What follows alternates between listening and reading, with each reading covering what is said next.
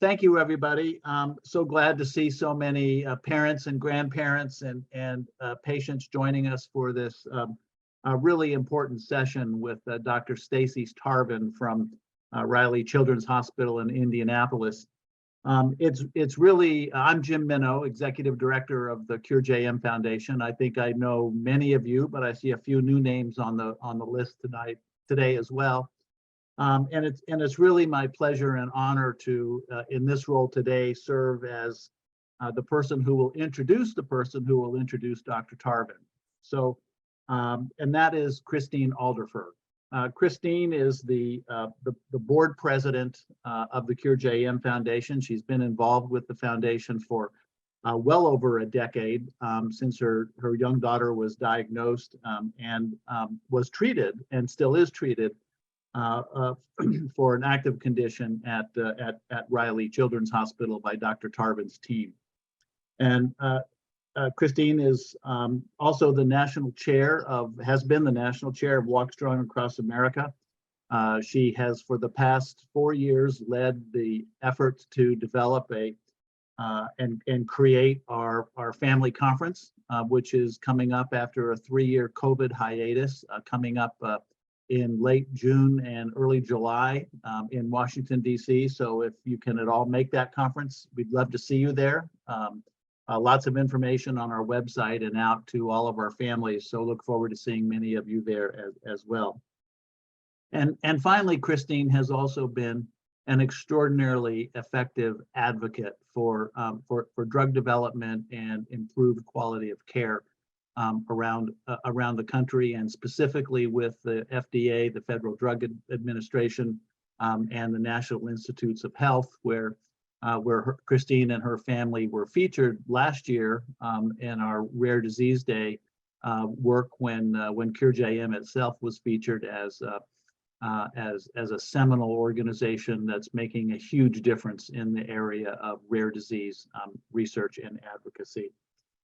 So with that, I'm happy to turn the introduction over to our esteemed board president, Christine Alderfer. Oh, thanks, Jim. That was so nice of you. Such a nice introduction. Thanks everyone for being here. I'm Christine Alderfer. We're very excited to welcome Dr. Tarvin today. I am a fellow Cure JM parent, just like most of you, and I have twin girls who are almost 17. And my daughter, Catherine, was diagnosed with JDM when she was 4, around this time of the year. So as Jim mentioned, Cure JM is a volunteer-driven organization.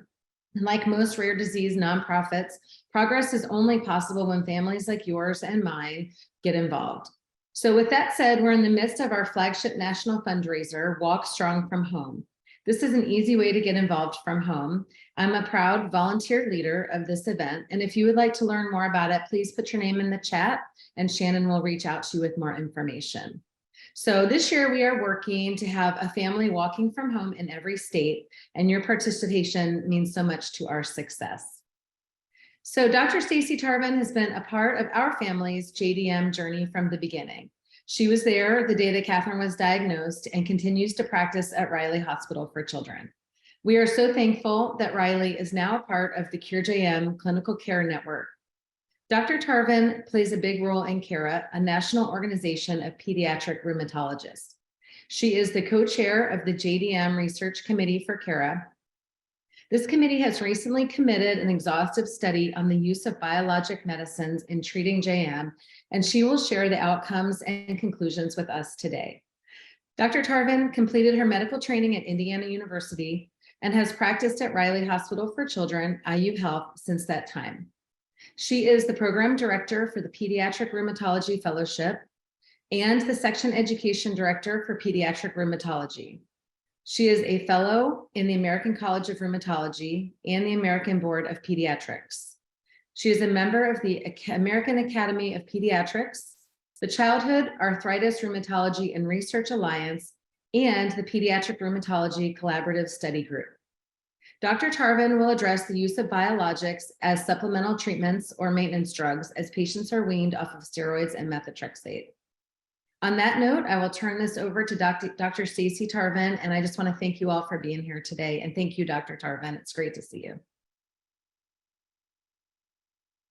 Thanks so much, Christine, for the very nice introduction. I hope everybody can hear me and see me okay. I'm going to share my screen and then we'll get started. I will say that I did give up section education directorship recently to one of my colleagues because I like to sleep occasionally. All right, so you should see non-presenter mode right now, and I'm going to put this in presenter mode. So somebody give me a thumbs up or a shout out. You guys can see presenter mode at this point, correct? Okay, I see some head shaking. We can. Okay, perfect. Thank you.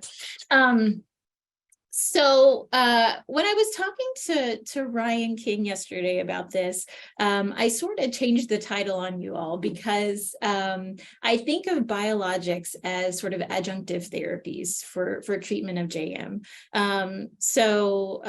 We'll jump into things, and I'm sure somebody is going to kind of look at the chat for questions because I won't be able to do that, but we'll have some time at the end for that. So a couple of disclaimers and disclosures. Any good talk in medicine should have disclosure. You should know what institutions and organizations people work with and for. So I am a clinical research investigator. I work with pharma on multiple drug trials, including Roche, UCB, and Pfizer. I'm also a participant in several areas and initiatives with the American Academy of Pediatrics, as well as the American College of Rheumatology. I'm a member of CARA, as Christine very kindly mentioned, and co-lead the JDM group, as well as being a member of the Pediatric Rheumatology Collaborative Study Group. My disclaimer is this, that I really love treating kids with JM because every kid's story is different. And while we give kids the diagnosis of idiopathic inflammatory myopathy and most often JM or JDM, that means that every kid's story and diagnosis and circumstances are different. So I'm going to speak in a lot of generalities today, and that's because your physician who knows your child the best is the expert in them. And so I'm sure that I'm going to get some questions at the end that may be very general or maybe very specific, and we'll try to just take things in turn. But I'm going to talk about a lot of generalities today because that's the best way I can get the information across to the broadest audience. Okay, so starting with some terminology. When we think about biologics, we also need to think about other types of medicines that are used to treat children who have JM. And so sometimes you'll hear people use the term DMARDs, or disease-modifying anti-rheumatic drugs.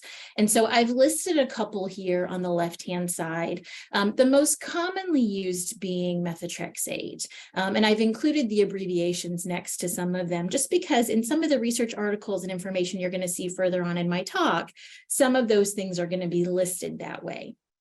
Some other DMARDs that are used that I've highlighted here as well in the asterisk are azathioprine, mycophenolate, and a couple of different compounds, cyclosporin, and tacrolimus. And I guess I should mention as part of my disclaimer too that I'm going to use the pharmacologic names of medicines. Every medicine has two names. Kind of like facial tissue is Kleenex or Puffs. It's all the same stuff, but we give it different names. So I'm going to use the pharmacologic names because that's what's considered most proper to do in most scientific talks. Other medicines that you may have seen referenced or that your child or loved one may have been treated with include things like IVIG, cyclophosphamide, and then obviously steroids. And we give steroids a bunch of different names too, like prednisone, prednisolone, solumedrol, or medrol. And you can see the abbreviation there, IVMP, which will be used in a couple of other slides moving forward. So why do we use DMARDs? Why do we talk about DMARDs? Well, DMARDs are part of the conventional therapy used to treat kids with JM.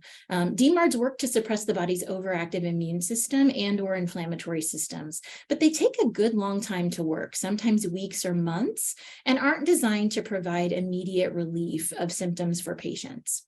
And so that's one of the reasons why steroids are a critical therapy in patients with juvenile myositis, is because they work quickly, but unfortunately, they're very highly immunosuppressing, and they blanketly immunosuppress, meaning that they aren't targeted therapy.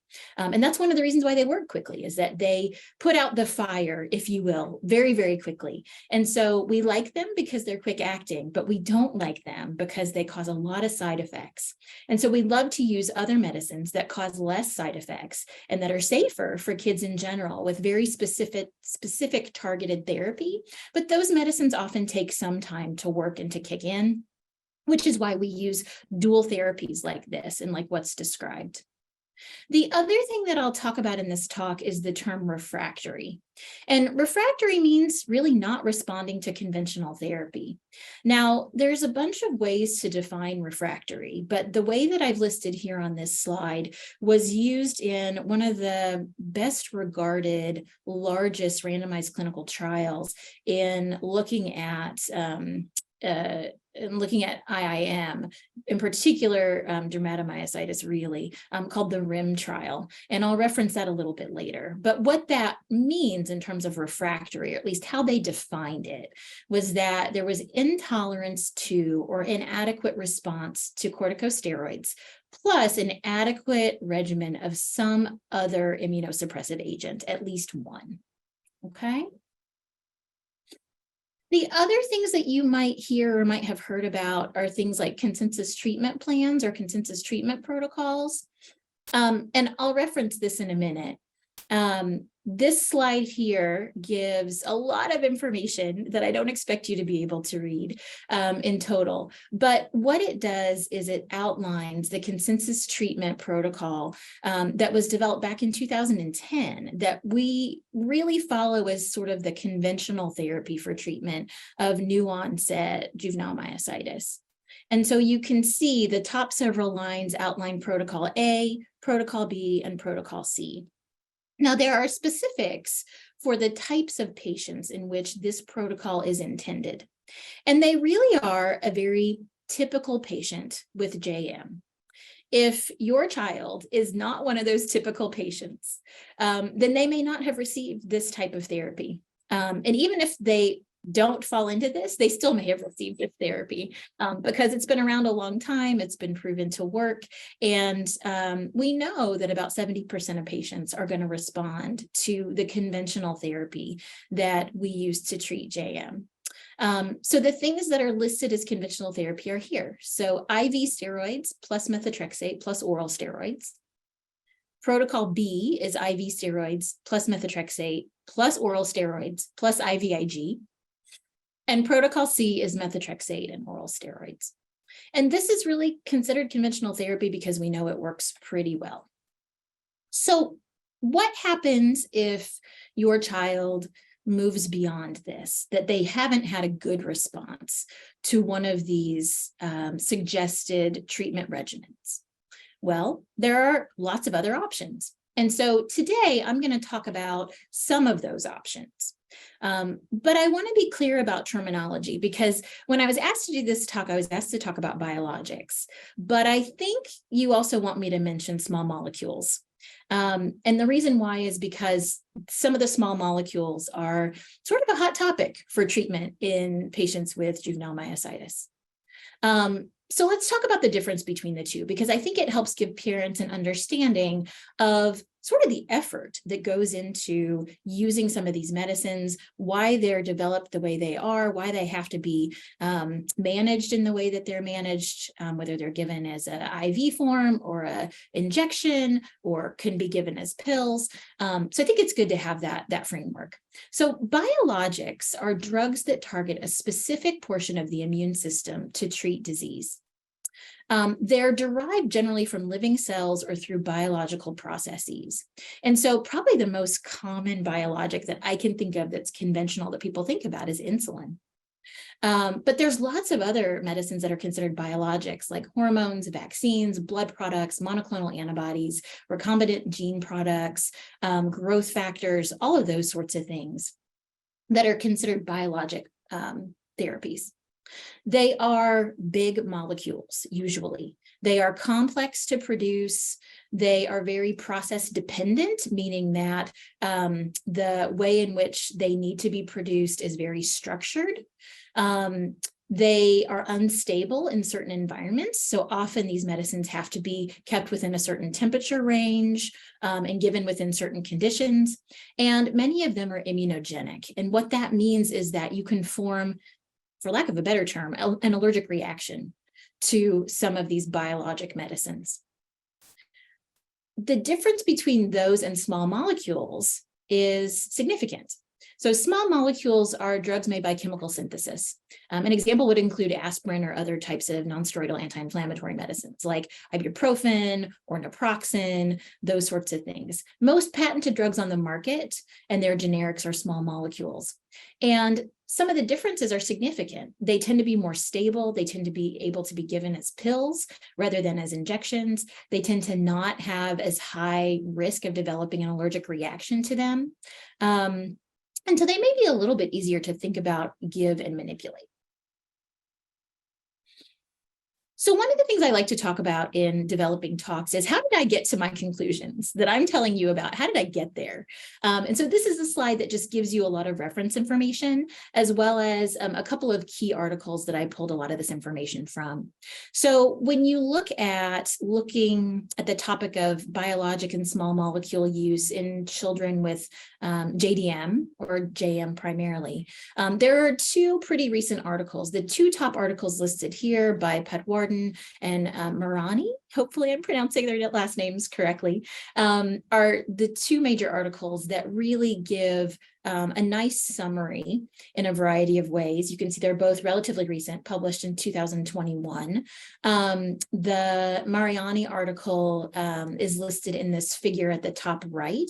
So this is called a prisma diagram in medicine. What we do is we basically justify our search when we talk about, did we look at the entirety of the literature to make sure we didn't leave any important literature out in making our conclusions about different ideas and different reportings about different drugs or whatever topic we're talking about. So in particular, this article looked at over 1,600 articles that talked about use of biologic medicines in JIIM. They reviewed them. A lot were thrown out for a variety of reasons, and you can see that listed in the way that the flow goes through the process of saying, why we threw out what we threw out. There was maybe no English text available. It was a single pediatric case, or it included adult case reports, and they honed it down to 18 articles. So there aren't that many articles to pull from when it comes to talking about this particular topic. And when they looked at those articles, there were 11 on the use of a medicine called rituximab, 7 on anti-TNF agents, which we'll talk about, and then 1 on a medicine called abatacept. So I'm going to talk about each of those in turn, but I wanted to give you the reference information so that you, if you're interested, can go back and find these articles and look at them for yourselves. So the medicines I'm going to talk about today, biologic therapies, include B-cell depleting therapies or rituximab, TNF inhibitors like etanercept, infliximab, and adalimumab, as well as a medicine called abatacept. The small molecules I'm going to talk about are Janus kinase inhibitors, including tofacitinib, baricitinib, and ruxolitinib. All right. So I don't want to overwhelm you with a bunch of immune system stuff. But I think it's important to know that each one of these medicines works a little differently in how it interacts with the immune system and blocks inflammatory chemicals that downstream cause damage and the symptoms that you see in children that have JM. This is a really nice article from Chet Otis and some colleagues that was in Nature Reviews Rheumatology that talks about use of each one of these types of medicines that I'm going to highlight and where it interacts with the immune system. So the first topic I'm going to talk about at the red arrow is a medicine called rituximab. And basically rituximab is a B cell depleting medication. B cells are immune system cells that have lots of jobs, but one of the jobs they have is to make antibodies and to cause inflammatory chemicals as a downstream product of antibodies. And so by blocking B cells, you theoretically decrease your likelihood of causing downstream inflammation and damage. The next set of medicines I'm going to talk about are anti-TNF agents. TNF alpha is a critical inflammatory chemical in lots of different autoimmune processes. And so these drugs have been on the market a really long time, and they have been used and trialed in JM patients. And so I'm going to talk about a couple of those and some data behind that. And then the last of the biologics I'm going to talk about is abatacept. Abatacept is a medicine that blocks T cells and antigen-presenting cells, or B cells, from talking to one another. When those two types of cells talk to one another, they basically decide if inflammation should be turned on by two channels. You can see in this figure that there are two sort of long arms that are connecting that thing that's called an APC at the top, that's an antigen-presenting cell, from the CD4 cell below. And if both of those signals go through and say, yes, this is something that needs to be eliminated from the body, then there's a lot of inflammation that's derived from those signals, from the process that comes after those signals. And so if you stop those two cells from talking to one another, you theoretically decrease your chances of having inflammation and long-term damage. And the last set I'm going to talk about are the interferon inhibitors. Those are the Janus kinase inhibitors. They're not listed in this article because they're relatively new medicines. So this article, you can look at the citation here, was published in May of 2018. And so really the data we have on Janus kinase inhibitors starts in 2018. So it's not listed here, but we're going to talk about that because that's really sort of the forefront of where we're thinking about with treatment of JM. All right. So I'm going to talk about rituximab. There are several different kinds of B cell therapies. And one thing that strikes me, and probably will strike you, is that there are very small numbers of patients who have been treated with these medicines. And so this is a thing I want you to keep in mind as we talk about this. And this is true of all of these medicines, because again, remember that about 70% of patients are going to respond to conventional therapy. So it is a much smaller number of patients that we need to think about moving on beyond conventional therapy. Okay.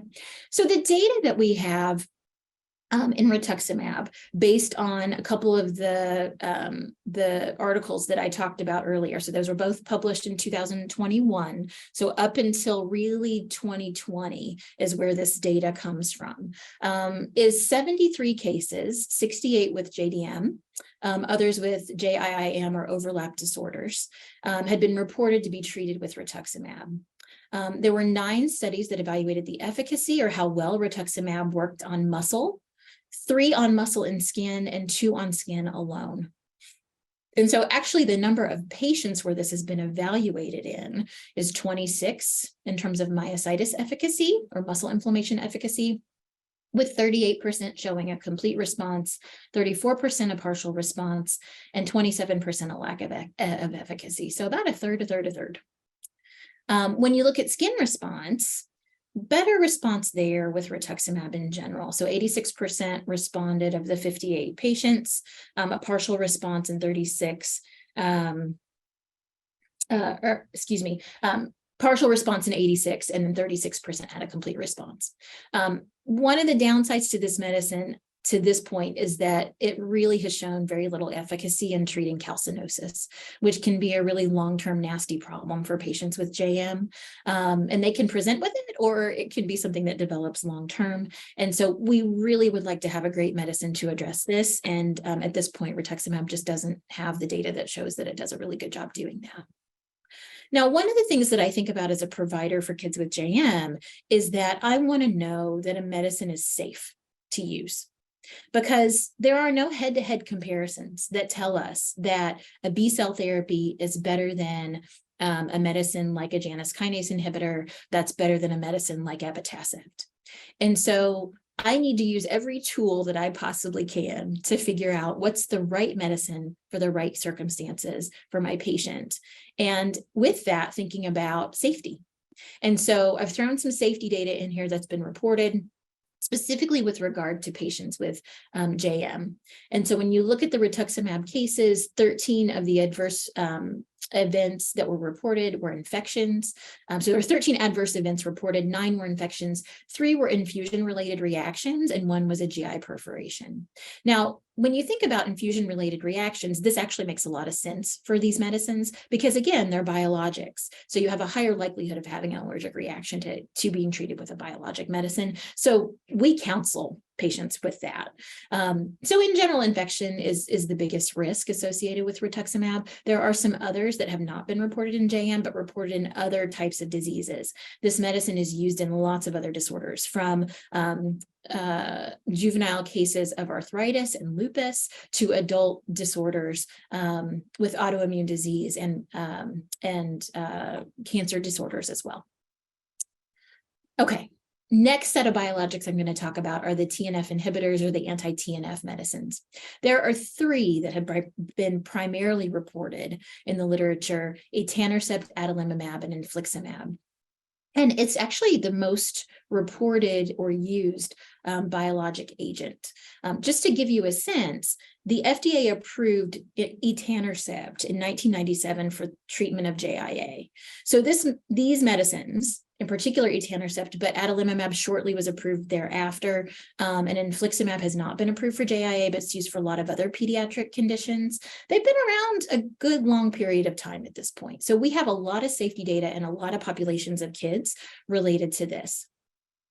What's been reported in patients with JM, there's been a total of 88 patients reported, 19 exposed to etanercept, 48 with infliximab, 4 patients with adalimumab in this study that was more of a meta-analysis, and then 15 patients who were treated with first infliximab and then switched to adalimumab. Probably the rationale behind that is that infliximab is a medicine that's given as an IV medicine that you have to come into the hospital or an infusion center to receive, and adalimumab is a medicine that's an injection that can be given at home.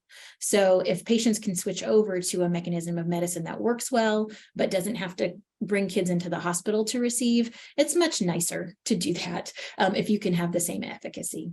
And you can see the listing below of why patients may have switched. If you actually look at the numbers, so 27 patients were looked at for their muscle efficacy with complete response in about 30% of patients. There are mixed results on this in multiple small series. So when I'm reporting this information, be cautious in that I'm reporting what the literature has been reported, but there's some conflicting information here from different studies. And so it again makes it harder as a physician to look at this and say, well, where's the real answer? Looking at skin involvement, a better response. So 83% had a partial response, 17% no response, and 4 with a complete response.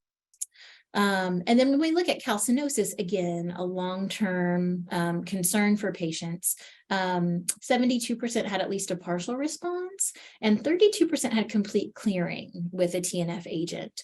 But the caveat there is it may take a really long time for exposure of calcinosis with TNF inhibitors to really show effect. So about 2 years was necessary for kids on adalimumab to have complete response of their calcinosis with use of this medicine. The other caveat here to be aware of is that the largest study that reports these patients was a retrospective review. So people were looking at response after the fact. And so it's not easy to look at individual patient data or criteria for muscle or skin response in that way. And many of these studies report it based on physician report.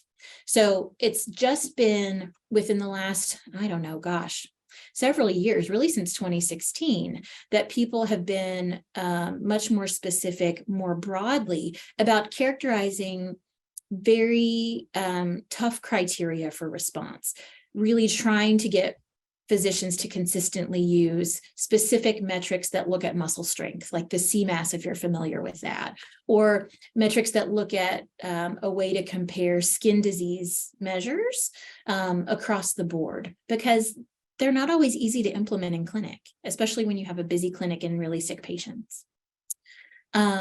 So be cautious with this information, but I just want to give you what's out there in the medical literature. In terms of safety, 14 severe events were reported. Again, allergic reactions lead the pack here. Again, not a surprise. One patient with sepsis, that's bacterial infection in the blood. 2 with pneumonia, 2 with infection related to calcinosis, a death from GI perforation. But the people that reported that said it really was related to primary disease of the patient, as we know that this is a risk factor for patients with JM. And then this is really interesting. So we feel like there's probably a window of opportunity for treatment of children with TNF inhibitor medicines, because there are multiple reports of adults and children actually developing muscle inflammation induced by being treated with a TNF inhibitor. And so we use these medicines pretty cautiously and have to monitor patients really closely. Not that we don't do that with other things, but in particular with TNF inhibitors, because they can be really great medicines to use, but they can also be medicines that we have to be very cautious with, because the immune system does what it wants at times. And it may not be the best medicine for your patient at that moment. Okay, last biologic I'm going to talk about, abatacept. So there, in general, is very little data on this, this compound. Remember, this is a medicine that keeps the B cells or the antigen presenting cells from talking to T cells and causing inflammation with that 2 signal system. But of the patients who have been treated and reported, it seemed like in a series of 4 patients, and it was used to treat calcinosis in those patients, that all of the patients had clinical and imaging improvement of their calcinosis. And importantly, safety-wise, this medicine seems like it's a really pretty good option. There has been a phase 4 trial looking at this medicine that was started in November of 2015 for patients with JDM.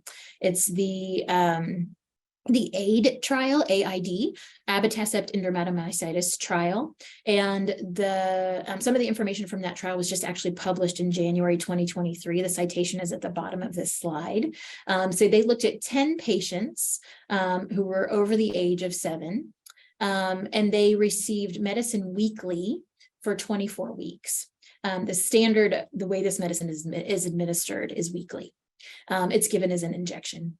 5 patients met their definition of improvement, which is a pretty high bar, at 12 weeks, so 4 months, or excuse me, 3 months. And then 9 of the 10 patients met the definition of improvement by the end of the study at week 24.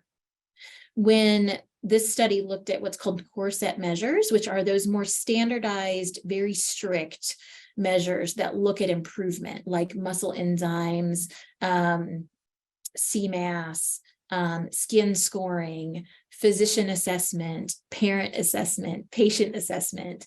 All of those measures improved, except for muscle enzymes, interestingly enough. The muscle edema seen on MRIs improved, and patients were able to wean their steroids, which we know is really important in patients with JM. There are multiple adult dermatomyositis trials as well that are looking at the use of abatacept. And in general, the safety profile looks actually very good in abatacept. This medicine is FDA approved for use in kids with juvenile arthritis. And so we have quite a lot of safety data in trial of this medicine in that disorder. And it's really been shown to be pretty safe. Infection is the biggest risk, as is most often in cases where you're using immunosuppressive medicines to treat patients, and has a very low risk of malignancy. A couple of situations that were described. So even though those 4 patients got better with their calcinosis per report, there have been some cases of worsening calcinosis, whether that was related to medicine or just the course of this patient's natural disease. Hard to know, especially with small numbers.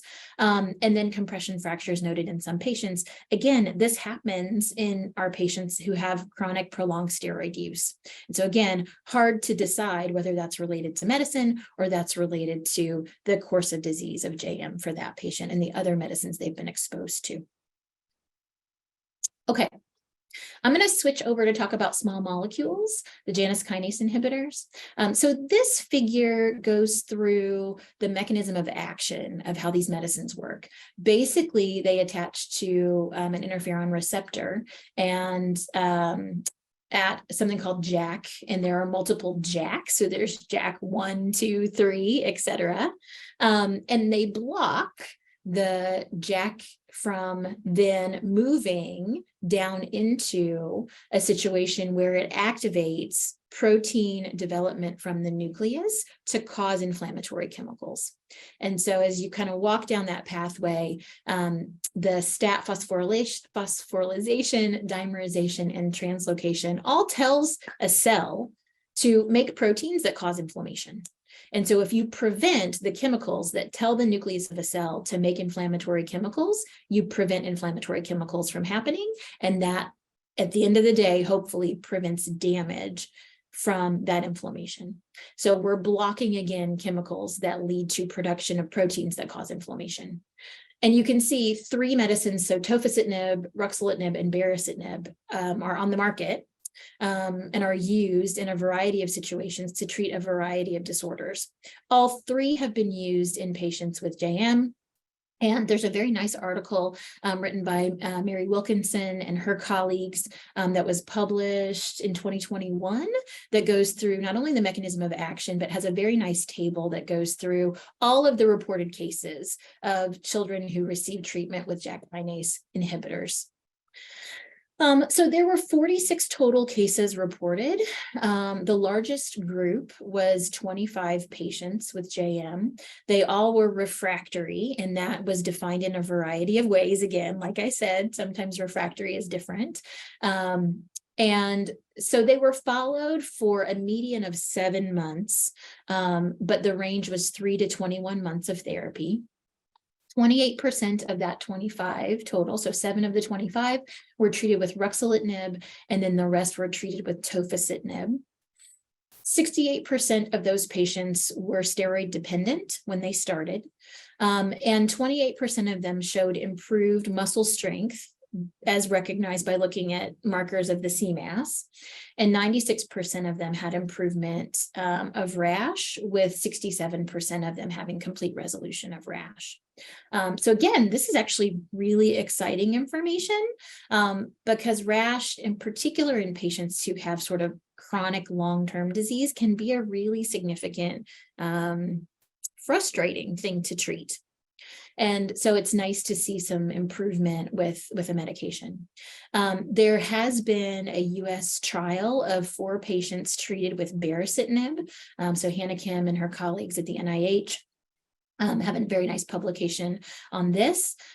These patients were defined as chronically active disease, and they had failed 3 to 6 medicines before entering this trial.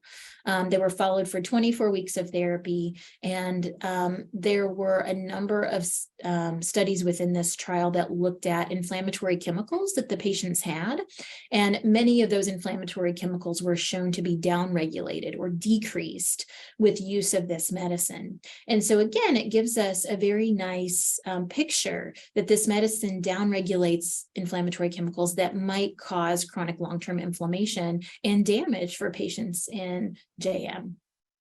Safety is a concern with this medicine.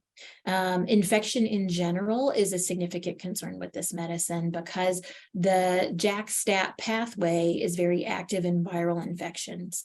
And so viral infections are common in these patients, and you can imagine they're super common in children. And so we want to make sure that these medicines are very safe for use in children before we start to use them more commonly.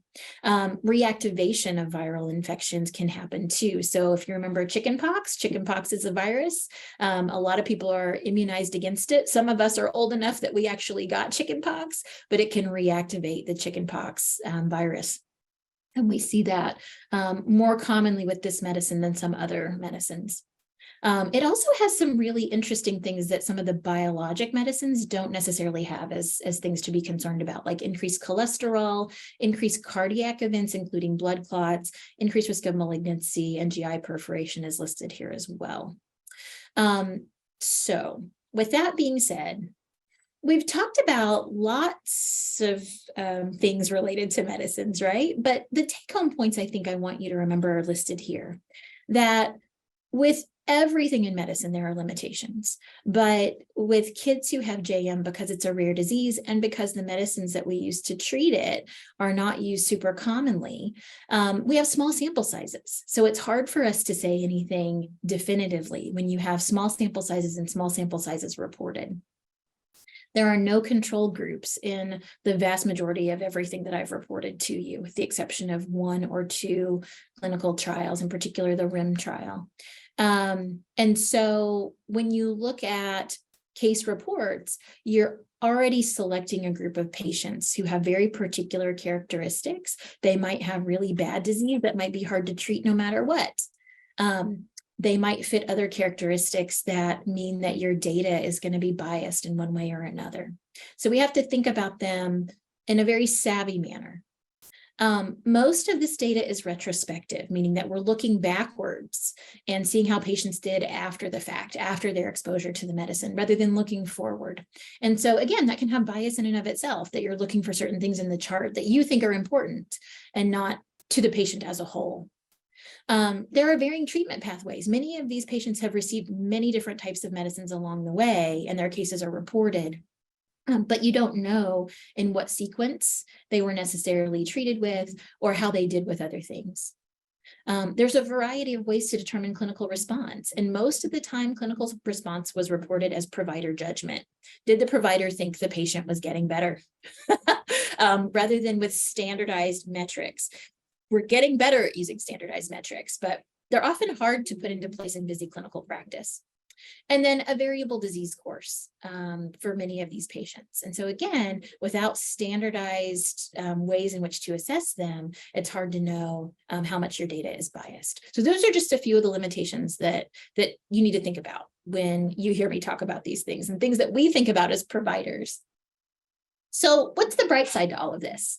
There are disease-specific factors that may help risk stratify patients. So I have an awful lot of tools as a provider now. I can get samples that look at inflammatory chemicals in patients' bloodstreams. I can look at their myositis-specific and associated antibodies. I can look at their skin, their muscle, their joints, to tell me what things they most often are looking like or presenting with.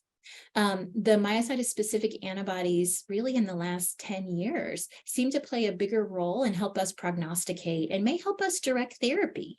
And certainly we think about that with the use of certain types of biologics and small molecules if we know that a patient has a higher risk related to a certain outcome, that maybe use of one of these medicines would be a very appropriate thing in a patient. And we might advise for that. There are, many new therapies to consider for those that need more than the conventional therapy. So we've got lots of options. Again, it's about picking the right medicine in the right circumstances and in the right patient. And then there's many motivated stakeholders, right? Everybody here is very motivated to cure this disease. And there are many motivated physicians, learners, patients, families, and we thank all of you for your efforts and your passion and the drive that you have, because it definitely helps us keep moving forward to try to make the lives of our patients better. And with that, I will turn it over to questions. Yeah, so we do have a couple questions that have come in by text and chat, Dr. Tarvin. First of all, thank you for being here. You're so wonderful. This has been really good information. So we have a lot of parents on the call whose kiddos or grandkiddos are long-term being treated with what you identified on your first slide, right? So let's say you've been treated with kind of the normal IVIG, steroids, methotrexate for 5, 10, 15, 20 years. Mhm. Would you at any point consider any of these different treatments if, I'll give you one example. So let's say you've been doing IVIG every 3 weeks or so, and you would prefer an injection because you've got a busy work schedule. You know, some of our young people are at work and can't take off work, right? Sure. So they would prefer an injection. Is that the kind of thing that you can take to your doctor and say, hey, what are the pros and cons of this? Or would it only be considered if those treatments didn't work? Does that make sense? Kind of. So this particular very specific example actually has maybe an easy answer. Because IVIG is a medicine that can be given subcutaneously. Yeah. And That is definitely under you can consideration, but receive that's it just at an home. example. Just an example. Just an Yeah. example. So, you know, could you consider these treatments if you just are tired of the first kind of protocol, or would you only, would a doctor only consider this if it wasn't working? Yeah, so I love it when patients come to me with questions and with having done their own research, because I think it shows their investment in their care. You know, I think it's a discussion. It's certainly a discussion, because it makes a difference to me. You know, if you are stable on a medicine that's safe and effective for you, and it's not working for you in your life, then the question is, what are the alternatives? And then what are the risks and benefits of those alternatives? And so that's how I would definitely approach it, is to say, you know, what are the alternatives to what I'm currently doing? And what are the risks associated with those alternatives? Because once you find something that works for you, it may be the case that, you know, if it ain't broke, don't fix it. There's no guarantee that any of these medicines are going to be effective. And like I said, some of them really do have significant side effects to take under consideration. And so when I'm thinking about that as a provider for patients, I usually walk through the risk benefit profile with my families to say, well, you know, it's great to consider, you know, tofacitinib, but here's the data that we have in children with JIA, and here's the data we have in children with JM. Here are the risks associated with that. And, you know, is it going to change how you feel once you know those are the things that are of consideration? So I think it's all about risk benefit and what's the situation for you. Well, and I think the parents, and by the way, there was like 5 or 10 parents that had that same question. The question is, what does it mean if it ain't broke? You know, because the labs look good and the paper looks good, but the kid, you know, kind of has other things to do. So I understand that. And then one other question that came up, could you go through how all those new treatments are administered? Are they all IV? Are some of them, I know you mentioned one was a weekly injection. Sure. So let me think back. So rituximab is a B-cell therapy that is given as an infusion.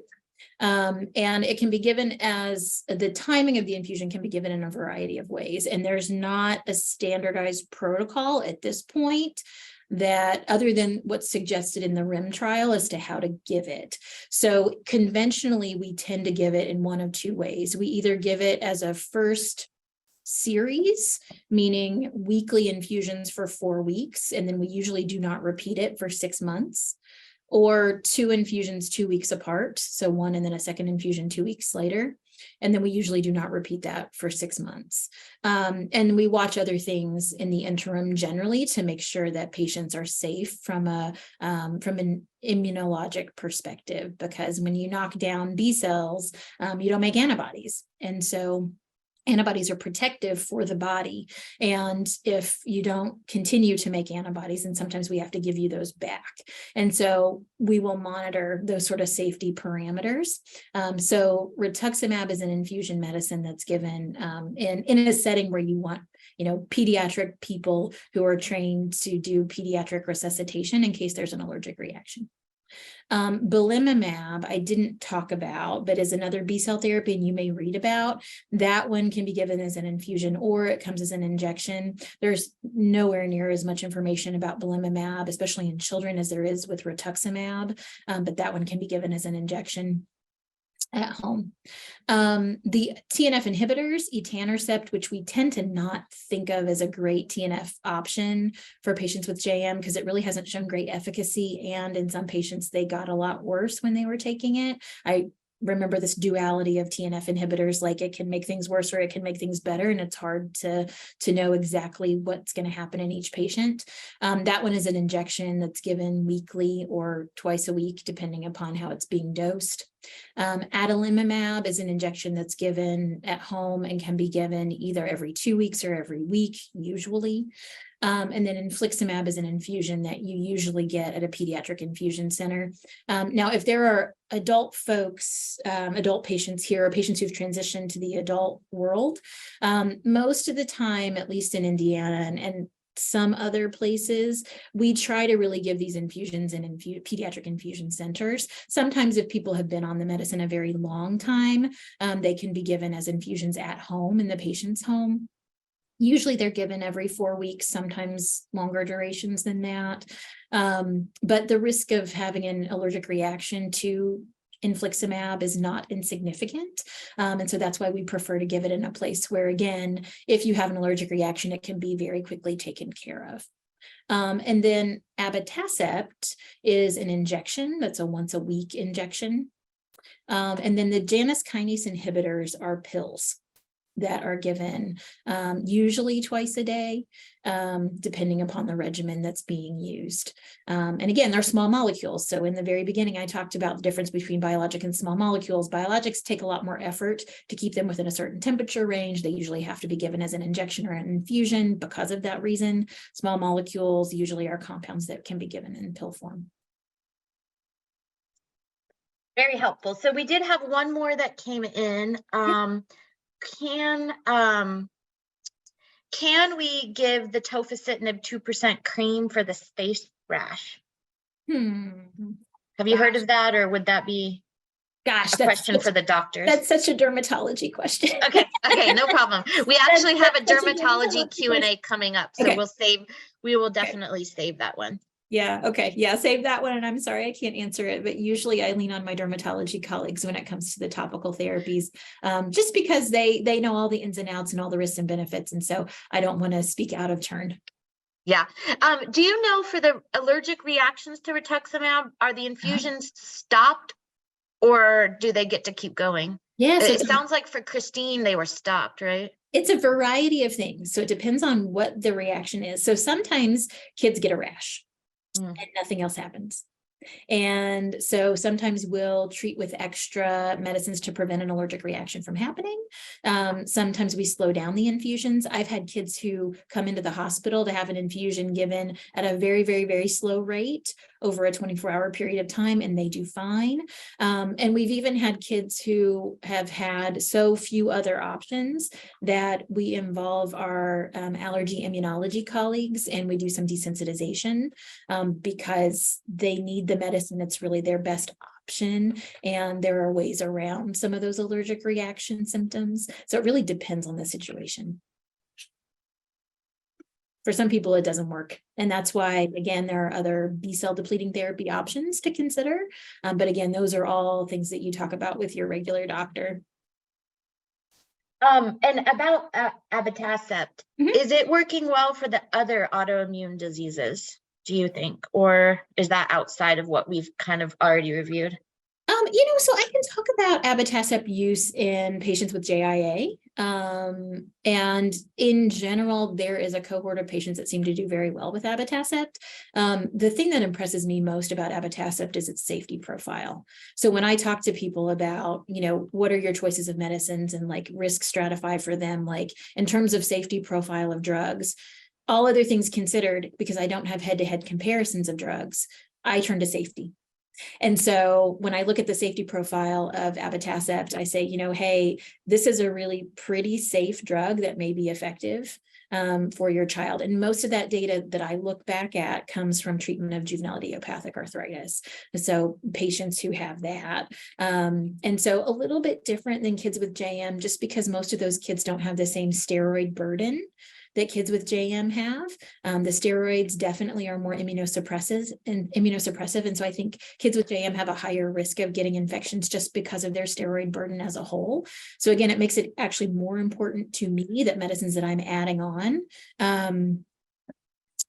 really their risk profile is well established, and there are as low a risk as possible with as high a benefit profile as possible.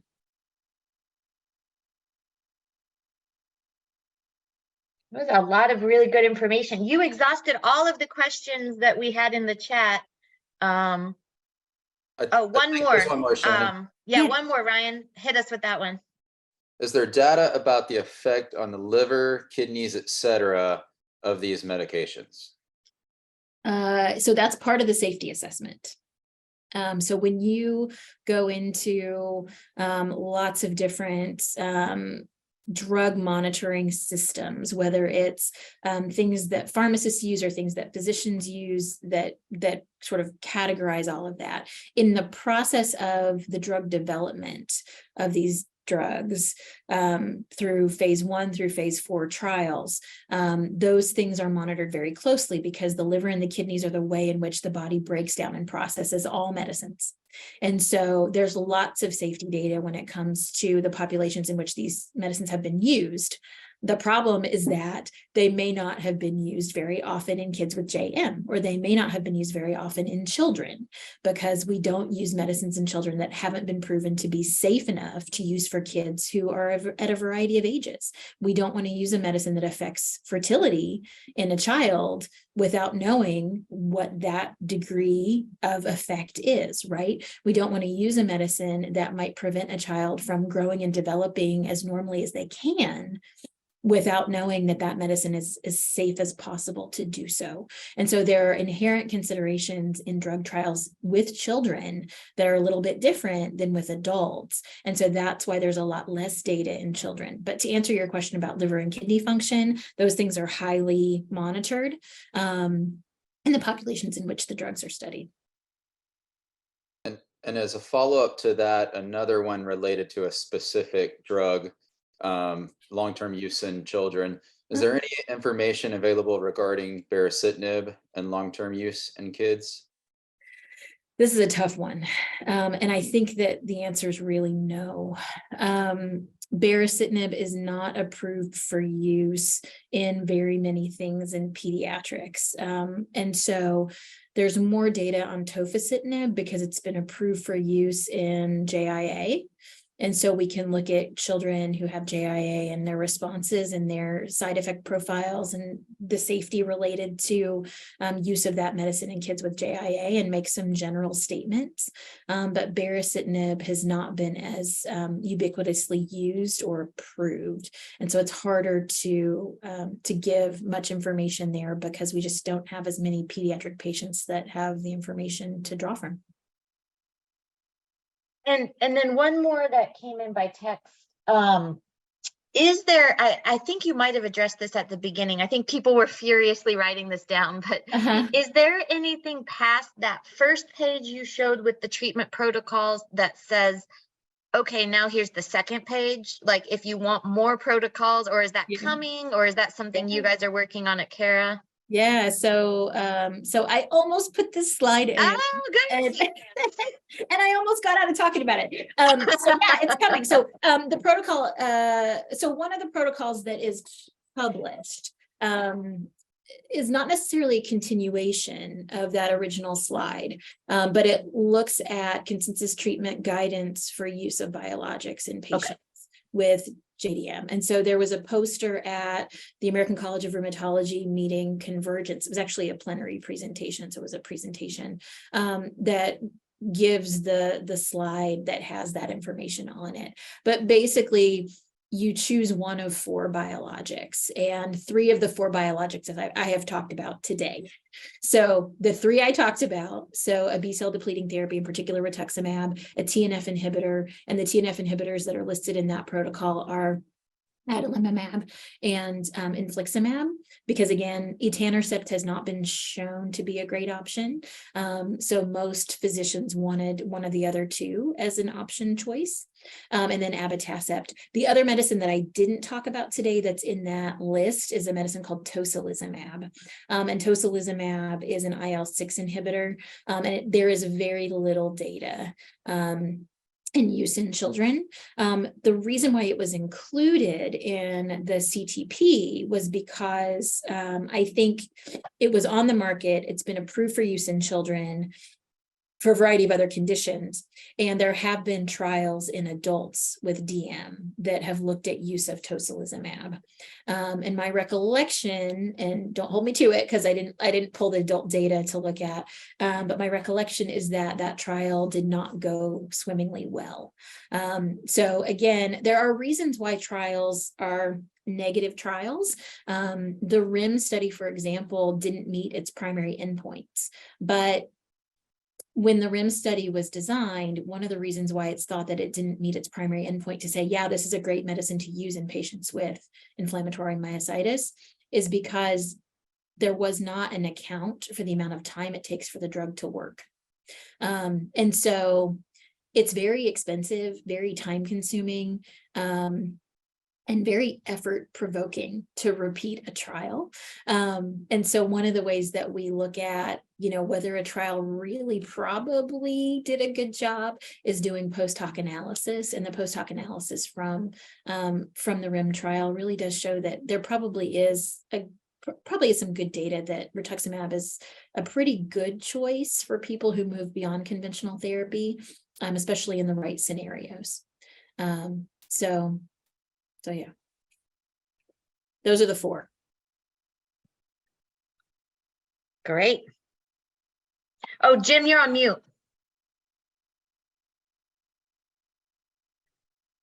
Thank you. Well, Dr. Tarvin, thank you very much for an extraordinary presentation. I think we were all greatly enlightened. Well, I'm sure many of our parents and grandparents and patients who are with us today will have a host of questions for their own physicians coming up on potential use of Don't blame me in clinic. No. any of these therapies. So thank you very much. If anybody does have any additional questions, please shoot them to Shannon or Ryan. We'll make sure that they get to Dr. Tarvin and we can answer them after the fact, if you will. This will also be posted soon on our website as a video. So if you want to revisit any of the information, you'll be able to do so. Finally, again, just a quick word about our upcoming family conference. And June 29th to July 2nd culminates with our Walk Strong event in Washington, D.C. But also don't forget that any of you can participate in Walk Strong from home through again contacting Shannon or Ryan or any members of our staff. I think I saw Shannon post a link for Walk Strong earlier in this call. So by all means, we would not be where we are today without the extraordinary support of our families, of our parents, of our grandparents.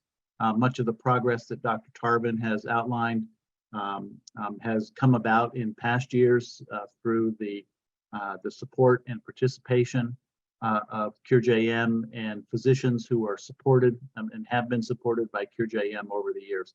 So we're very honored to have had a part in that, but there's a lot of work yet to be done, and we need you now, our families, more than ever as we move forward. So thank you so much for being with us. We're deeply appreciative and look forward to seeing you, if not at the conference, in one of your states coming up soon.